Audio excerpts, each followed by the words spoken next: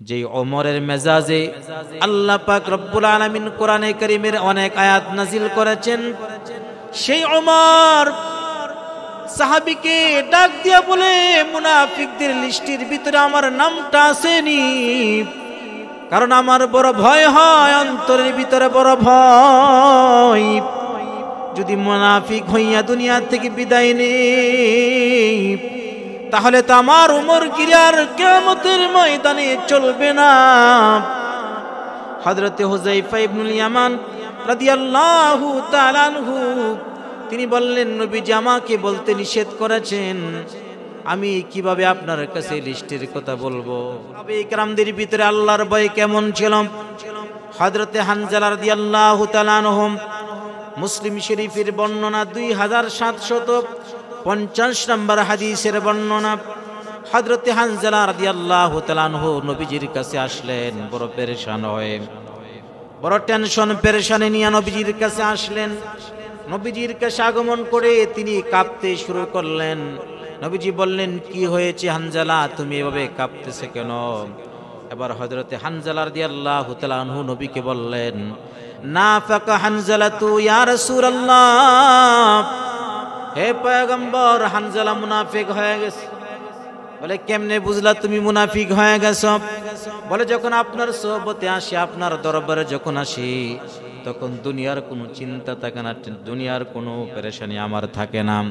তখন মনে হয় আমি একমাত্র আল্লাহ এবং রাসূলের জন্য আমার জীবনটা দেওয়া না, কিন্তু যখন আপনার কাছ থেকে দূরে চলে যায় তখন আমার অন্তরে দুনিয়ার মহাব্বত চলে আসে, আমার অন্তরের ভিতরে সন্তান সন্ততি বিবির মহাব্বত চলে আসে। ও নবী, এটাই তো মুনাফিকের লক্ষণ। নবীজি সাল্লাল্লাহু আলাইহি সাল্লাম তখন বললেন, ও হানজালা, টেনশনের কোনো কারণ নাই, পেরেশানির কোনো কারণ নাই। ইয়া হানজালা, তো সাআতা ওয়া সাআ, এটা হলো সময়ের পরিবর্তন। যখন আমার কাছে থাকো একরকম থাকো, আমার কাছ থেকে যখন দূরে চলে যাও তোমার অবস্থাটা পরিবর্তন হয়, এটা কোনো বিষয় না। তবে সবচেয়ে কঠিন বিষয় হলো ইসলামের বিরুদ্ধে কোনো কাজ না করা।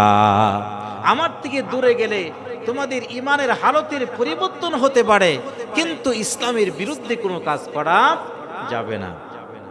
এজন্যই তো আমরা দেখি ওলামায়ে কেরামের দরবারে গেলে, সোহবতে গেলে তখন চোখের পানি আসে, আর যখন আবার দুনিয়ার পরিবেশে চলে যায়, যখন বন্ধু বান্ধবের পরিবেশে চলে যায়, তখন আগের কথা সব ভুলে যায়। এজন্য দ্বীনি প্রোগ্রামে গেলে, ওলামায়ে কেরামদের সোহবতে গেলে মানুষের ইমানের ব্যাটারিটা চার্জ হয়। হযরত উমর ইবনুল খাত্তাব রাদিয়াল্লাহু তাআলা আনহু, তার অন্তরের ভিতরে আল্লাহর ভয় কেমন ছিল? মুসনাদে আহমদের বর্ণনা 22035 নম্বর হাদিসের বর্ণনা। খলিফাতুল মুসলিমিন হযরত ওমর রাদিয়াল্লাহু তাআলা আনহু, তিনি কেমন ব্যক্তি ছিলেন যার ব্যাপারে দুনিয়াতে জান্নাতের সুসংবাদ এসেছে। হযরত ওমর রাদিয়াল্লাহু তাআলা আনহু নিজের কানে জান্নাতের সুসংবাদ শুনেছেন। নবীজি বলেছেন, ইন্না উমারা ফিল জান্নাহ, নিশ্চয়ই ওমর জান্নাতি। ওমর জান্নাতি হওয়ার ব্যাপারে নবীজি ওমরকে সুসংবাদ দান করেছেন। শুধু তাই নয়, হযরতে খলিফাতুল মুসলিমিন ওমর নবীজির কাছ থেকে আরো সুসংবাদ পেয়েছেন। সুনানে কুবরা নাসাই শরীফের বর্ণনা 8071 নম্বর হাদিসের বর্ণনা। নবীজি যখন মেরাজে গেলেন, মেরাজে যাওয়ার পরে যখন জান্নাত পরিদর্শন করছিলেন, একটা জান্নাতের সামনে গিয়া নবীজি খুব চমৎকার দৃশ্য দেখলেন। নবীজি দৃশ্যগুলো অবলোকন করলেন, আবার দেখলেন ওই জান্নাতের ভিতরে জান্নাতের হুর গেলবানগুলো ওযু করতেছে। নবীজি চিন্তা করছিলেন এই জান্নাতে ঢুকবেন। জিবরাইল আমিন বললেন, এটা আপনার সাহাবী ওমরের জান্নাত।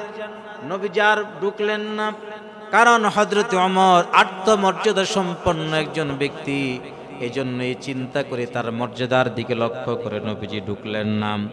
নবীজি যখন দুনিয়াতে আসলেন আর হযরত ওমরকে সুসংবাদ দিলেন, বললেন, তোমার জান্নাত আমি দেখে আসলাম। আমার মনে মনে ভাবছিলাম জান্নাতে একটু ঢুকবো, কিন্তু তোমার গায়রতের কারণে আমি ঢুকি নাই। তোমার আত্মমর্যাদা বোধ হতে পারে। এই কথা শোনার পরে খলিফাতুল মুসলিমিন হযরত ওমর নবীজির সামনে চোখ থেকে ঝরঝর করে পানির ফোঁটা ঝরাইলেন। হযরত ওমর কাঁদতেছেন আর ডাক দিয়া বললেন, ইয়া রাসূলুল্লাহ, ইয়া হাবিবাল্লাহ, আও আলাইকা গারু ইয়া রাসূলুল্লাহ, আপনার উপর কি আবার আমার কোনো আত্মমর্যাদা বোধ আছে নাকি? চিন্তা করেন, যেই ওমর জান্নাতের সুসংবাদ পাওয়ার পরেও ওমরের অবস্থাটা কেমন হলো? নবীজি যখন দুনিয়া থেকে ইন্তেকাল করলেন, দুনিয়া থেকে ইন্তেকাল করার পরে আল্লাহর পয়গম্বর মুনাফিকদের লিস্টে একজন সাহাবীর কাছে দুনিয়াতে রেখে গিয়েছিলেন। হযরতে হুযায়ফা ইবনুল ইয়ামানের কাছে কারা কারা মুনাফিক তাদের লিস্ট রেখে গিয়েছিলেন। হযরত ওমর রাদিয়াল্লাহু তাআলা আনহু হুযায়ফা ইবনুল ইয়ামানকে ডাক দিয়া বলেন, ও হুযায়ফা, তুমি কি আমাকে একটু বলবা নাকি মুনাফিকদের লিস্টের ভিতরে আমার নামটা আসেনি? যে ওমর দুনিয়াতে জান্নাতের সার্টিফিকেট পাইলো, যেই ওমরের ব্যাপারে নবীজি বললেন, লাউ কানা বাদি নবিয়্যুন লাকানা ওমর, আমার পরে যদি কোনো নবী আসার সম্ভাবনা থাকতো তাহলে ওমর চির নবী হওয়ার জন্য যোগ্য। যেই ওমরের মেজাজে আল্লাহ পাক রব্বুল আলামিন কোরআনে কারীমের অনেক আয়াত নাজিল করেছেন, সেই ওমর সাহাবীকে ডাক দিয়া বলে, মুনাফিকদের লিস্টের ভিতরে আমার নামটা আসেনি, কারণ আমার বড় ভয় হয়, অন্তরের ভিতরে বড় ভয়, যদি মুনাফিক হইয়া দুনিয়া থেকে বিদায় নেই তাহলে তো আমার উমর গিরার কিয়ামতের ময়দানে চলবে না। হযরতে হুযায়ফা ইবনুল ইয়ামান রাদিয়াল্লাহু তাআলা আনহু তিনি বললেন, নবীজি আমাকে বলতে নিষেধ করেছেন, আমি কিভাবে আপনার কাছে লিস্টের কথা বলবো? যাই হোক, এটা বলার উদ্দেশ্য না, সবচেয়ে বলার উদ্দেশ্য হলো যে ওমর দুনিয়াতে জান্নাতের সার্টিফিকেট পাওয়ার পরেও তিনি মুনাফিক হয়েছেন কিনা তার অন্তরের ভিতরে ভয় লেগে গিয়েছিল। আজকে আমার ভিতরে ঈমান কেমন, কতটুকু ঈমান হাসিল করতে পেরেছি নিজেকে আমি চিন্তা করে দেখি। একটু কি নীরবে আমি চিন্তা করে দেখতে পেরেছি কতটুকু ঈমানের মতন দৌলত আমি অর্জন করতে পেরেছি। এজন্য আল্লাহর ভয় যদি আমি আমার অন্তরে ঢুকাইতে চাই তাহলে আমাদেরকে 24 ঘন্টার ভিতরে একবার হলো মৃত্যুর মুরাকাবা করতে হবে। নবীজি বলেন, আকসিরু যিকরা হাযিমিল লাজ্জাতিল মাউত, 24 ঘন্টার ভিতরে যে কোনো একটা সময় মৃত্যুর মুরাকাবা করো। মৃত্যুর মুরাকাবা যদি তুমি করতে পারো তাহলে তোমার জীবনের পুঁজি কি অর্জন করেছো তা তোমার নিজেরটা নিজেই তুমি উপভোগ করতে পারবে। এজন্য অন্তরের ভিতরে তাকওয়া যতক্ষণ পর্যন্ত হাসিল না হবে, আল্লাহর ভয় যতক্ষণ পর্যন্ত অন্তরের ভিতরে হাসিল না হবে, ততক্ষণ পর্যন্ত আমি সফল হতে পারবো না। আর সফলতা যদি অর্জন না করতে পারি আমি জান্নাতেও যেতে পারবো না। এই জন্য জান্নাত যদি আমরা অর্জন করতে চাই অবশ্যই আমাদেরকে মুত্তাকি হতে হবে, আল্লাহ ভীরু হতে হবে, আল্লাহর ভয় অন্তঃকরণে ঢুকাইতে হবে। আল্লাহ পাক আমাদের সবাইকে তাকওয়া অর্জন করার তৌফিক দান করুন। খাঁটি মুমিন হয়ে যেন আমরা কবর যেতে পারি সেই তৌফিক আল্লাহ পাক রব্বুল আলামিন আমাদের সবাইকে দান করুন। আমরা সকলে পড়ছি আমিন।